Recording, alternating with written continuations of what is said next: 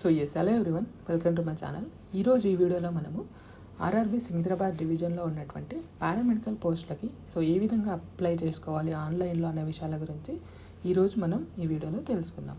So గూగుల్లో వచ్చేసి RRB Secunderabad అని టైప్ చేయండి. సో ఈ విధంగా ఓపెన్ అవుతుంది. So first one RRB Secunderabad అని ఉంది కదా, సో దాని మీద టిక్ చేసేసేయండి. సో వెబ్సైట్కి అనేది మనకి ఈ విధంగా తీసుకెళ్ళడం జరుగుతుంది. ఇక్కడ మనకి రిజల్ట్ అండ్ లేటెస్ట్ అప్డేట్స్ అని కనిపిస్తుంది కదా. ఈ లేటెస్ట్ అప్డేట్లో మనకి third option application link for notification number 04/2024 paramedical. So ఈ లింక్ అనేది టిక్ చేయగానే అప్లికేషన్ లింక్ అనేది ఈ విధంగా ఓపెన్ అవ్వడం జరుగుతుంది. ఇక్కడ మనకి అప్లై ఆప్షన్ కనిపిస్తుంది కదా రెడ్ కలర్లో. సో ఫస్ట్ మనము ఆర్ఆర్బీ సికింద్రాబాద్లో రిజిస్ట్రేషన్ అనేది చేయించుకోవాల్సి ఉంటుంది ఎవరైతే ఫ్రెష్ క్యాండిడేట్స్ ఉంటారో. అదేవిధంగా ఆల్రెడీ అకౌంట్ అనేది క్రియేట్ అయింది అనుకోండి, వాళ్ళు డైరెక్ట్గా వెళ్ళి లాగిన్ అయ్యి మన పోస్ట్కి అనేది అప్లై చేసుకోవచ్చు. సో ఫ్రెష్ క్యాండిడేట్ ఎవరైతే ఉన్నారో వాళ్ళు క్రియేట్ అయిన అకౌంట్ మీద టిక్ చేస్తే మనకి అకౌంట్ క్రియేషన్ ఫామ్ అనేది ఈ విధంగా ఓపెన్ అవ్వడం జరుగుతుంది. సో ఇక్కడ మనకి జస్ట్ బేసిక్ డీటెయిల్స్ అనేది ఇస్తే సరిపోతుంది. ఫస్ట్ వచ్చేసి నేషనాలిటీ వచ్చేసి ఇండియా పెట్టేసేయండి. తర్వాత మీ యొక్క ఫుల్ నేమ్, అదేవిధంగా మీ నేమ్ని రీఎంటర్ చేసేయండి అంతే. తర్వాత మీ యొక్క డేట్ ఆఫ్ బర్త్ని రీఎంటర్ చేసేయండి. ఇక్కడ have you changed your name, రీసెంట్గా మీ యొక్క నేమ్ ఏమైనా చేంజ్ చేసుకున్నారా? ఒకవేళ ఎస్ ఉంటే కనుక చేంజ్ అయినటువంటి నేమ్ని అనేది ఎంటర్ చేయండి. అదేవిధంగా నో ఉంటే నో అనేది పెట్టేసేయండి. తర్వాత జెండర్ సెలెక్ట్ చేసుకోండి, అలాగే జెండర్ కూడా రిపీట్ చేసేసేయండి. తర్వాత మీ యొక్క ఫాదర్ నేమ్, అదేవిధంగా ఫాదర్ నేమ్ రీటైప్ చేయండి. మదర్ నేమ్ రీటైప్ చేసేయండి. తర్వాత మీ యొక్క డీటెయిల్స్ని ఆధార్ ద్వారా వెరిఫై చేయాలనుకుంటే ఇక్కడ ఆధార్ నెంబరు వెరిఫై యూజింగ్ అని ఆధార్ ఉంది కదా, జస్ట్ ఇది ఆధార్తో వెరిఫై చేయగానే ఈ డీటెయిల్స్ అన్నీ మనకి రావడం జరుగుతుంది. జస్ట్ ఇక్కడ మన ఆధార్ నెంబర్ అనేది ఎంటర్ చేసేసేయండి. తర్వాత ఈమెయిల్ అడ్రస్, మొబైల్ నెంబర్ ఇవి కన్ఫర్మ్ చేయాల్సి ఉంటుంది. సో ఈమెయిల్ అడ్రస్ ఎంటర్ చేయగానే జనరేట్ ఈమెయిల్ ఓటీపీ అని ఉంది కదా, సో దీని మీద టిక్ చేయగానే ఈమెయిల్కి ఓటీపీ అనేది వస్తుంది 6 డిజిట్స్ది. సో అవి ఇక్కడ ఎంటర్ చేయగానే ఈమెయిల్ అనేది వెరిఫై అయిపోతుంది. అదేవిధంగా మొబైల్ నెంబర్ కూడా జనరేట్ మొబైల్ ఓటీపీ అని టిక్ చేయగానే ఇక్కడ మనకి 6 డిజిట్ ఓటీపీ అనేది రావడం జరుగుతుంది. సో వచ్చిన తర్వాత మొబైల్ నెంబర్ కూడా మనం వెరిఫై చేసేసుకోవచ్చు. తర్వాత మన యొక్క పాస్వర్డ్ అనమాట. సో ఇక్కడ మీరు మీ ఇష్టం ఉన్నటువంటి పాస్వర్డ్ అనేది ఇక్కడ ఇచ్చేసుకోవచ్చు. తర్వాత పాస్వర్డ్ అనేది కన్ఫర్మ్ చేసేసేయండి. తర్వాత ఇక్కడ ఉన్నటువంటి క్యాప్చా అనేది ఎంటర్ చేసి ప్రివ్యూ అండ్ క్రియేట్ అనే అకౌంట్ ఉంది కదా, సో ఈ విధంగా టిక్ చేయగానే మనకి అకౌంట్ అనేది ఓపెన్ అవ్వడం జరుగుతుంది. సో ఈ విధంగా మన అకౌంట్ అనేది క్రియేట్ చేసుకున్న తర్వాత లాగిన్ అని ఉంది కదా, సో ఇక్కడ sign in to your account, ఇక్కడ మీ యొక్క యూజర్ నేమ్ పాస్వర్డ్ అనేది ఇచ్చేస్తే, యూజర్ నేమ్ వచ్చేసి మీ మొబైల్ నెంబర్ ఉంటుంది. అదేవిధంగా పాస్వర్డ్ వచ్చేసి మీరు ఇంతకుముందు క్రియేట్ చేసుకున్నారు కదా పాస్వర్డ్, అదే ఉంటుంది. ఇక్కడ క్యాప్చా అనేది ఎంటర్ చేయండి 7440. So login. సో ఈ విధంగా మనకి ఆన్లైన్ అప్లికేషన్ ఫామ్ అనేది ఈ విధంగా మనకి ఓపెన్ అవ్వడం జరుగుతుంది. సో బిఫోర్ దానికంటే ముందు మీరు ఫోటో, సిగ్నేచర్, అదేవిధంగా క్యాస్ట్ యొక్క సర్టిఫికేట్ అనేది సాఫ్ట్ కాపీ రెడీ చేసి పెట్టుకోండి. సో ఫోటోకి సంబంధించినటువంటి మెజర్మెంట్స్ కూడా మనకి ఇక్కడ ఇవ్వడం జరిగింది. ఇక్కడ ఆన్లైన్ అప్లికేషన్ అని ఉంది కదా ఇది. సో దీన్ని టిక్ చేసే ముందు మనకి మీడియం ఆఫ్ ఎగ్జామినేషన్ వచ్చేసి టోటల్గా మనకి 13 రీజియన్ లాంగ్వేజ్లో మనకి ఎగ్జామినేషన్ అనేది కండక్ట్ చేయడం జరుగుతుంది. దాంట్లో ఇంక్లూడింగ్ మన తెలుగు లాంగ్వేజ్ కూడా ఉంది. సో మీరు సిబిటి తెలుగు లాంగ్వేజ్లో కూడా రాయొచ్చు. సో అదేవిధంగా ఇది ఇన్స్ట్రక్షన్స్ అనమాట. ఆన్లైన్ అప్లికేషన్ టిక్ చేసేయండి. సో ఈ విధంగా మనకి ఆర్ఆర్బీలో ప్రస్తుతం ఏవేవైతే నోటిఫికేషన్లో అవైలబుల్గా ఉన్నాయో అవి ఇక్కడ ఓపెన్ అవ్వడం జరుగుతుంది. ప్రస్తుతం అయితే 2 ఉన్నాయి. ఒకటి సిఈ నెంబర్ 3, అలాగే నెంబర్ 4 వచ్చేసి పారామెడికల్ సంబంధించింది. ఇక్కడే మనకి ఆర్ఆర్బీ డివిజన్స్ అడుగుతుంది, మీరు ఎక్కడ అప్లై చేయాలనుకుంటున్నారు ఏంటి అని. సో మనం సికింద్రాబాద్ టిక్ చేసి ఇక్కడ I'm not currently debarred in any RRC. So మనం ఇదివరకు ఏమైనా ఆర్ఆర్బీ ఎగ్జామ్లో డీబార్ అయ్యారా అని అడుగుతుంది. ఎగ్జామ్ రాస్తుంటే ఏమైనా డీబార్ అయ్యారా? సో నో కాబట్టి నో టిక్ చేయండి. తర్వాత ఇక్కడ నెక్స్ట్ అనే ఆప్షన్ ఉంది కదా, దీని మీద టిక్ చేయండి. సో ఈ విధంగా మనకి పర్సనల్ డీటెయిల్స్ సంబంధించినటువంటి అప్లికేషన్ ఫామ్ ఉంటుంది. ఇక్కడ జస్ట్ మీరు ఇంతకుముందు ఇచ్చినటువంటి డీటెయిల్స్ ఆటోమేటిక్గా వచ్చేస్తాయి. ఇక్కడ మీరు మీ మ్యారేజ్ యొక్క స్టేటస్, రీజియన్, మదర్ టంగ్, అలాగే మీరు ఏ లాంగ్వేజ్లో ఎగ్జామ్ రాయాలనుకుంటున్నారు అనేది ఇక్కడ సెలెక్ట్ చేయండి. అదేవిధంగా ఐడెంటిఫికేషన్ మార్క్స్ ఇవి 10th క్లాస్ మార్క్ మెమోలో ఉంటాయి, అక్కడ చూసి రాసేయండి. అదేవిధంగా కమ్యూనిటీ, సో మీరు ఏ కమ్యూనిటీ వాళ్ళు అయితే అక్కడ టిక్ చేయండి. అదేవిధంగా సబ్ క్యాస్ట్ ఉంటాయి కదా, అది నేమ్ ఆఫ్ ద క్యాస్ట్ దగ్గర సబ్ క్యాస్ట్ అనేది ఇచ్చేసేయండి. తర్వాత సర్టిఫికేట్ నెంబర్, సో ఇంతకుముందు చెప్పాను కదా క్యాస్ట్ సర్టిఫికేట్ యొక్క నెంబర్ అనేది ఇక్కడ ఎంటర్ చేసేసేయండి. అదేవిధంగా ఇష్యూషింగ్ అథారిటీ, సో అది ఎవరు ఇచ్చారు, తహసీల్దార్ ఇస్తారు కాబట్టి తహసీల్దార్, సో అది ఇక్కడ ఇచ్చేసేయండి. తర్వాత వచ్చేసి ఇష్యూషన్ స్టేట్, సో ఏ స్టేట్ నుంచి వచ్చింది, అదేవిధంగా so issue of date, so ఎప్పుడు వచ్చింది మీ యొక్క క్యాస్ట్ సర్టిఫికేట్ అని, సో క్యాస్ట్కి సంబంధించినటువంటి డీటెయిల్స్ అనేది ఇక్కడ ఉంటాయి. ఈ విధంగా ఎంటర్ చేసిన తర్వాత క్యాస్ట్ సర్టిఫికేట్ అనేది అప్లోడ్ చేసేసేయండి. పాటు do you wish to avail free rail travel pass for trikes exam, so మీకు హైదరాబాద్లో కాకుండా వేరే స్టేట్లో కనుక ఎగ్జామినేషన్ సెంటర్ పడితే మీకు ఫ్రీ పాస్ కావాలా ట్రైన్లో అని అడగడం జరుగుతుంది. అది ఎస్ అని టిక్ చేయండి, నో అంటే నో. తర్వాత place indicate nearest railway station, మీకు నియరెస్ట్ రైల్వే స్టేషన్ ఏదైతే ఉందో ఆ యొక్క నేమ్ అనేది ఇక్కడ ఎంటర్ చేసేసేయండి. తర్వాత మీ యొక్క అప్లోడ్ డాక్యుమెంట్ అని ఉంది కదా, అక్కడ మీ యొక్క క్యాస్ట్ నేమ్ అనేది, క్యాస్ట్ సర్టిఫికేట్ అనేది అప్లోడ్ చేసేసేయండి. దాంతోపాటు ఇక్కడ postal address, so postal permanent address, అదేవిధంగా ప్రెజెంట్ అడ్రస్, అదేవిధంగా పర్మనెంట్ అడ్రస్ రెండు ఉంటాయి. సో ఈ రెండు అనేది మనం ఎంటర్ చేయాలి. సో పర్మనెంట్ ప్రెజెంట్ రెండు సేమ్ ఉంటాయి కనుక ఇక్కడ టిక్ ఫర్ పర్మనెంట్ అడ్రస్ ఈ సేమ్ యాజ్ ప్రెజెంట్ అడ్రస్, ఈ విధంగా టిక్ చేయగానే సో సేవ్ ఆప్షన్ని టిక్ చేసేయండి. సేవ్ తర్వాత నెక్స్ట్ బటన్ ఉంది కదా, నెక్స్ట్ టిక్ చేయగానే మనకి అదర్ డీటెయిల్స్లోకి తీసుకెళ్ళడం జరుగుతుంది. ఇది అదర్ డీటెయిల్స్ మనకి కేటగిరీకి సంబంధించినటువంటి ఎక్స్ సర్వీస్ మెనా మీరు, సో ఎస్ అయితే ఎస్, నో అయితే నో అని టిక్ చేయండి. తర్వాత పర్సన్ విత్ డిజబుల్ మార్క్స్ ఏమన్నా, బెంచ్ మార్క్ డిజబిలిటీ ఏమన్నా ఉందా, ఎస్ అయితే ఎస్, నో అయితే నో. ఈడబ్ల్యూసీకి సర్టిఫికేట్ హోల్డరా అని అడుగుతుంది, ఎస్ అయితే ఎస్, నో అయితే నో.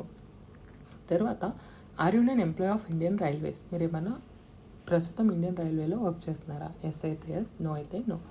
తర్వాత current employment details excluding railway employees, so ఎవరైతే ప్రస్తుతం ఆల్రెడీ వర్క్ చేస్తున్నారో గవర్నమెంట్ సెక్టార్లో, సో గుర్తుపెట్టుకోండి గవర్నమెంట్ సెక్టార్ మాత్రమే, కాంట్రాక్ట్ అవుట్సోర్సింగ్ వాళ్ళు కాదు.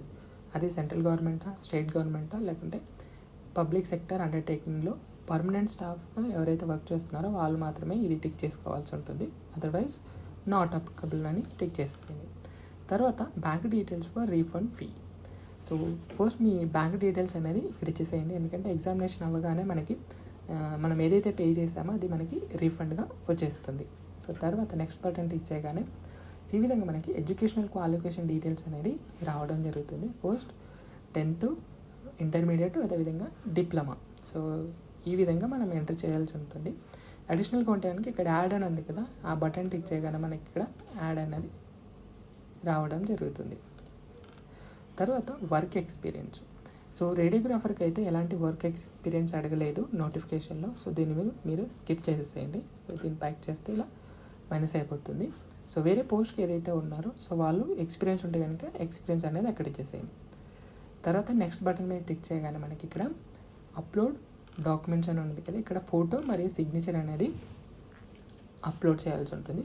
సో గుర్తుపెట్టుకోండి పాస్పోర్ట్లో బ్యాక్గ్రౌండ్ కలర్ వచ్చేసి ఖచ్చితంగా వైట్ కలరే ఉండాలి. సో వేరే కలర్ అయితే ఇది తీసుకోదు. సో ఫర్ ఎగ్జాంపుల్ ఇక్కడ చూసేసేయండి, ఓకే నేను డిలీట్ చేస్తాను. సో ఖచ్చితంగా మీరు వైట్ బ్యాక్గ్రౌండ్ ఉన్నటువంటి పాస్పోర్ట్ అనేది అప్లోడ్ చేయండి. అది కూడా 320x240 పిక్సెల్లో. సో కేబీ వచ్చేసి 30 to 70 KB అనేది ఉండాలి ఫోటో సైజు. అదేవిధంగా సిగ్నేచర్ వచ్చేసి ఫస్ట్ మనం ఒక బాక్స్ అనేది వైట్ పేపర్లో డ్రా చేయాల్సి ఉంటుంది. అంటే ఈ విధంగా ఇలా బాక్స్ డ్రా చేసి దాంట్లో మనం సిగ్నేచర్ అనేది చేయాలి. సో దీని పిక్సెల్ వచ్చేసి 140x60 పిక్సెల్గా ఉండాలి. అదేవిధంగా సైజ్ వచ్చేసి 30 to 70 KB అనేది ఉండొచ్చు. దాని తర్వాత మాత్రమే సో ఆ విధంగా ఉంటేనే మనకు అప్లోడ్ అవుతుంది, లేదంటే అప్లోడ్ అవ్వదు. ఈ విధంగా అప్లోడ్ చేసిన తర్వాత నెక్స్ట్ బటన్ మీద క్లిక్ చేస్తే సో చివరికి అనమాట ఇది. సో ఇక్కడ మనం ఇదివరకు ఇచ్చాం కదా ఎడ్యుకేషనల్ క్వాలిఫికేషను, సో అక్కడ ఎంటర్ చేసినటువంటి డీటెయిల్స్ తోటి మనము ఏ పోస్ట్కి ఎలిజిబుల్ అనేది ఆటోమేటిక్గా మనకి ఇక్కడ చూపిస్తుంది. Eligible post zone to apply. So ఇక్కడ మనం రేడియోగ్రాఫర్, ఎక్స్రే టెక్నీషియన్ మాత్రమే ఎలిజిబుల్ కాబట్టి ఇది ఒక్క పోస్ట్ మాత్రమే చూపిస్తుంది. ఇక్కడ ప్లస్ అనేది కదా, ఇక్కడ ప్లస్ టిక్ చేయగానే మన పోస్ట్ అనేది సెలెక్ట్ అయిపోతుంది. ఇక్కడ టిక్ చేసిండే ఎక్సర్సైజ్ అంటే టిక్ చేశాను అని అర్థం. తర్వాత ఈ విధంగా టిక్ చేసి ప్లేస్ అనేది రాసేసేయండి, మీరు ఎక్కడి నుంచి అప్లై చేస్తున్నారు ఏంటని. ఇక్కడ చూసారా మీరు ఇచ్చినటువంటి సిగ్నేచర్ అనేది ఆటోమేటిక్గా అప్లోడ్ అయిపోవడం జరిగింది. సో తర్వాత సేవ్ అనే ఆప్షన్ టిక్ చేసి ప్రివ్యూ అప్లికేషన్ ఉంది కదా, సో ఈ విధంగా ప్రివ్యూ అప్లికేషన్ అనేది టిక్ చేస్తే ఒక్కసారి మీ యొక్క అప్లికేషన్ అనేది ప్రివ్యూ చూసుకోవాల్సి ఉంటుంది. వన్స్ మీరు సబ్మిషన్ చేసిన తర్వాత ఎలాంటి కరెక్షన్స్ అనేవి ఉండవు. సో ఈ విషయం గుర్తుపెట్టుకోండి. సో ఒకవేళ కరెక్ట్ ఉంటే కనుక ఇక్కడ I have రీచెక్డ్ and the above details found the correct. So once correct ఉంటే మాత్రం సో మీరు ఇక్కడ సబ్మిషన్ అనే బటన్ ఉంది కదా, దాన్ని టిక్ చేయండి. లేదంటే ఏమైనా కరెక్షన్ ఉంటే ఎడిట్ అనే ఆప్షన్ ఉంది కదా, సో దీన్ని టిక్ చేస్తే మళ్ళీ మీరు బ్యాక్ వెళ్ళిపోవచ్చు. మనం సబ్మిషన్ చేసేద్దాం. Applicant will not be able to make any correction in the online application after submission. So గుర్తుపెట్టుకోండి, వన్స్ మీరు సబ్మిషన్ చేసిన తర్వాత మీ యొక్క అప్లికేషన్ ఫామ్ అనేది ఎట్టి పరిస్థితుల్లోనూ ఎడిట్ అయ్యే ఆప్షన్ ఉండదు. సో అందువల్లనే కేర్ఫుల్గా సబ్మిషన్ అనేది చేసేసేయండి. ఇక్కడ వన్స్ సబ్మిషన్ మనం చేసేద్దాం.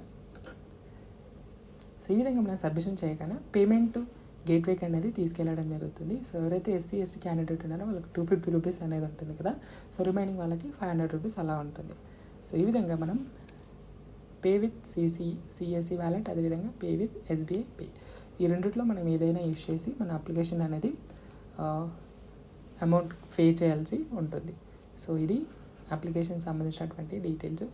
పే విత్ ఎస్బీఐ పే అని మనం టిక్ చేద్దాం, లేదంటే pay with CSC wallet. So ఒక్కసారి ఈ వ్యాలెట్ అనేది చూద్దాం.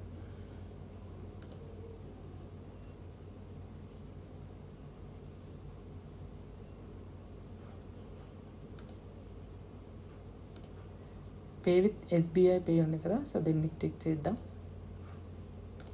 అగ్రీ ఇచ్చే ప్రొసీడర్ అని కొట్టేద్దాం. ఇక్కడ మనకి స్కాన్ ఆప్షన్ కూడా ఉంది. సో జీపే, ఫోన్పే ద్వారా కూడా మనం పే చేయొచ్చు. ఇక్కడ క్యూఆర్ ఐడి ఉంది కదా, క్యూఆర్ ఐడి కూడా మనకి ఈ విధంగా రావడం జరుగుతుంది.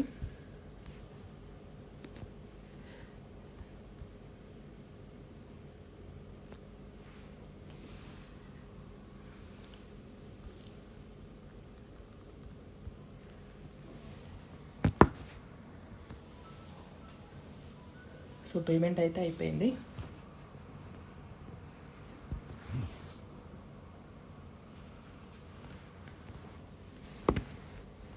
సో సక్సెస్ఫుల్గా మన పేమెంట్ కూడా ఫినిష్ అయిపోవడం జరిగింది. సో ఇది ఎందుకైనా మంచిది, ఒకసారి ప్రింట్ తీసి పెట్టేసుకోండి.